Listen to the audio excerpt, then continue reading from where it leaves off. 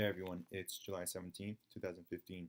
In this week's video, we're going to take a quick look at the S&P 500, the NASDAQ 100, the Dow Jones Transportation Index, the Dow Jones Real Estate Index, crude oil, and a few individual names. Before we do so, I want to give you a quick overview of our recent performance.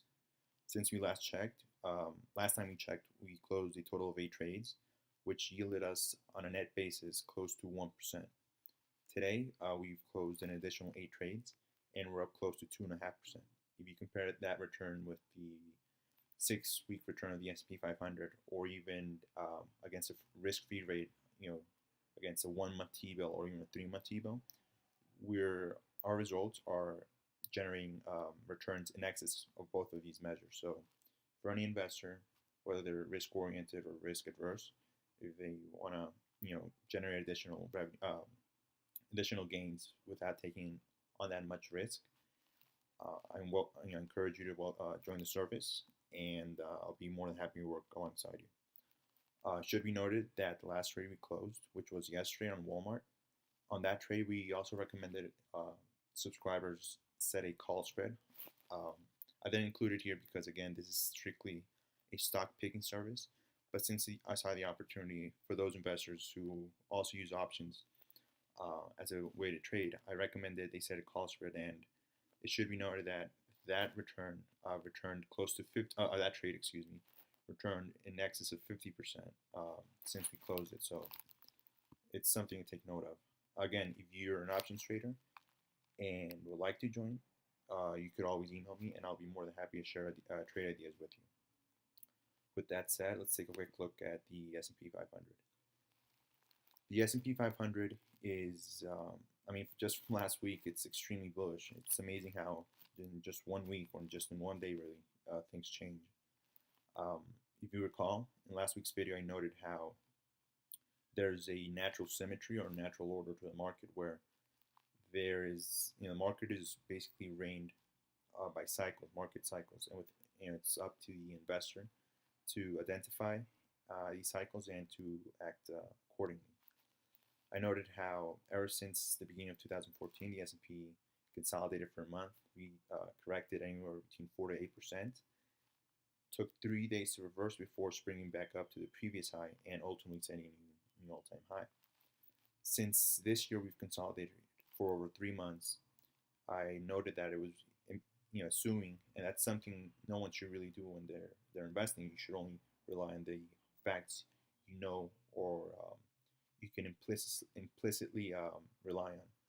But the fact that the S&P was, had consolidated for 3 months, assuming, again, we were in the same cycle, it was only reasonable to expect the index to correct, again, anywhere between 4 and 8%.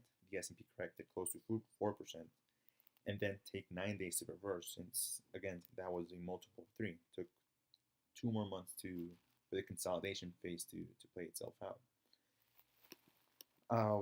If you look at the daily chart of the S&P 500, will notice that the S&P actually took 8 days. If you include the days started to break back above the previous trading range, 9 days to reverse. So that pattern that has been present, again, since 2014 clearly remains intact. Again, that could change, especially if the S&P were to make any appreciable highs from here on out. But it's something that I thought would interest some of you. With that said, where I really want to pay close attention to is the NASDAQ 100. Unlike the S&P 500, the NASDAQ 100 is the only index in the United States that broke above its previous trading range. This came on the backs of strong performances from some of the most adored names out there, whether it be Netflix, Amazon, or Chipotle. Even Apple, Apple just last week there was a flush down to 120, and now it's back to trading back up to 129. So really, there's something that lacked before, which was market leadership or sector-specific leadership, is clearly now out of the way. Tech has assumed that new role as leader, and as long as that remains, it's really hard to fight against this market. With that said, the level I will watch for here in the QQQ going forward is 111.16. That was the previous high on a closing basis. If the QQQ were to trade below this level, even if it closed above it this week, again, you would have to assume that we're back to trading in this trading range until otherwise proven differently. As far as the IYT,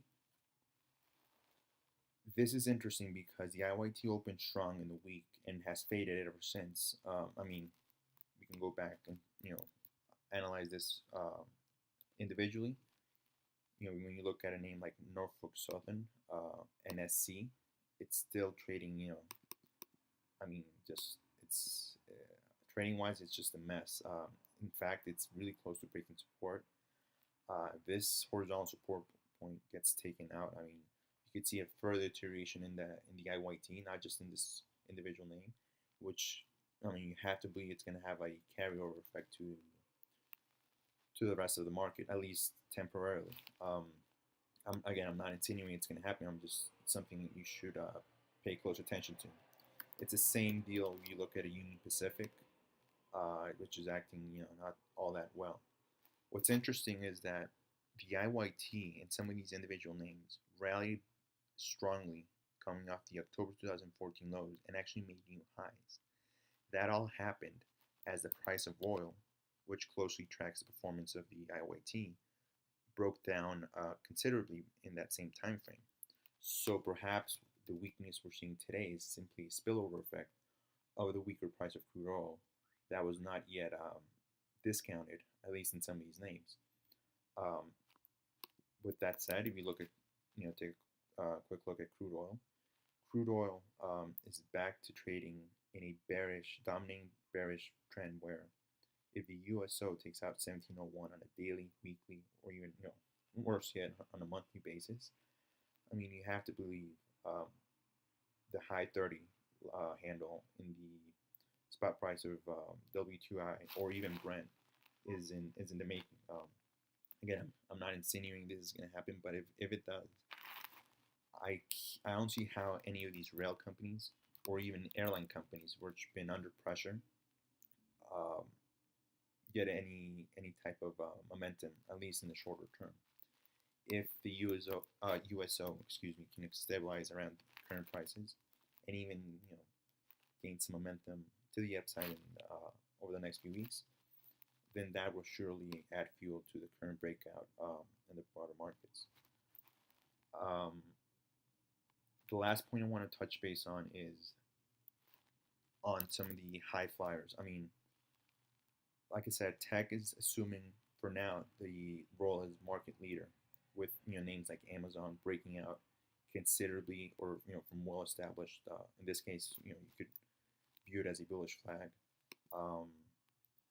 Even a name like Netflix, it continues to act extremely well. You have to realize that a name like Netflix, for instance, has more than doubled since 2015. Of course, that's relative and doesn't mean anything, or it doesn't tell us anything new as far as what price may do in the future. But these moves are large, and the fact that they've been supported tells you something about money actually rotating back into the equity sphere predominantly, or at least to begin with, in tech.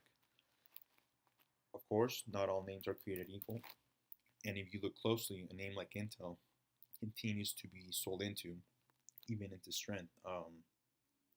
That's something to take note of, because if Intel is going to continue to be sold into, at least initially, into this this initial round of money coming into tech, then names within the PC sphere, a name like Microsoft, should also be faded.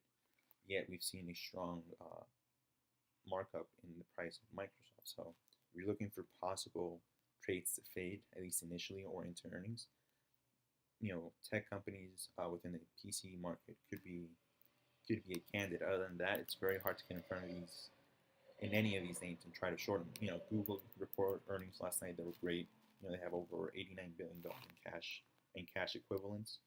That's roughly a little bit less than a quarter of its current market cap. But again, move like a stock like Google that moved from 540 just a week ago to now today close to being up to 700. It's gained $100 billion in market share in just 3 weeks.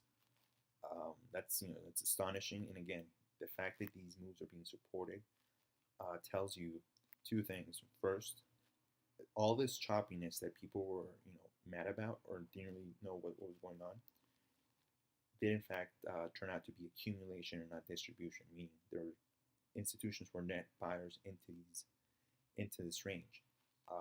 And that goes goes hand in hand with what we saw. If you take a look at the Bank of America Merrill Lynch capital flow readings, where it tells you how our institutions positioned relative to the rest of the market and within different sectors of the market. Most institutions or most fund managers reduced their equity holdings in a lot of sectors since October of last year. So you shouldn't be surprised if you saw weightings or holdings for the broader markets, but again, specifically for the better performing sectors of this market like tech, even consumer discretionary, which is also close to making a new all-time high, increasing as fund managers allocated a bigger share of their equity balance into these sectors. So long story short is the markets look far better, at least technically, and in the shorter term that it did, a week and 2 weeks ago. We still need to see a gradual improvement in these leading sectors such as consumer staples, tech, and to see further, a true beta chase throughout the entire market. And they trade up again to 2180 to 2220, which are the initial targets I'd set on the S&P 500. Other than that, if there's no follow through, you have to believe we're going to continue trading this range, which for now it's bullish given the strong reaction coming off the lows. But again, most of it and a lot is going to hinge on what the price of crude oil is going to do in the very near term. To that end, if you look at the UUP, which is the US dollar index, again it's regaining strength as this crude oil weakened sufficiently. It broke this downtrend, which again, and I've said it a million times, don't rely on trend lines at all to base any trade on, but just to get a sense of how strong this trend in the US dollars is. The US dollar is starting to break higher, so that could actually act both as a tailwind and headwind to US equities. It all depends how you're positioned, on what sector you're positioned, and what your time frame is. But again, there's a lot of moving factors you have to take into consideration and keep a close eye on. As far as Greece, the Greek government actually accepting a bailout or accepting to the terms of the EU and the ECB. I mean, it's like anyone else will tell you, it's the same medicine given to the same patient who is now not only life support, but it's basically dead. So, I mean, that's them. It's a giant mess that, quite frankly, at this point, there's only one outcome. Everybody knows it. I mean, that's what they decided. And, I mean, I wish all of you, again, to be protected, be safe, trust your trading strategy, respect price for what it is. But again, do not trust the market there's no reason to do so. So stay nimble, stay active, and we'll talk to you again next week. Thank you for taking the time to watch the video.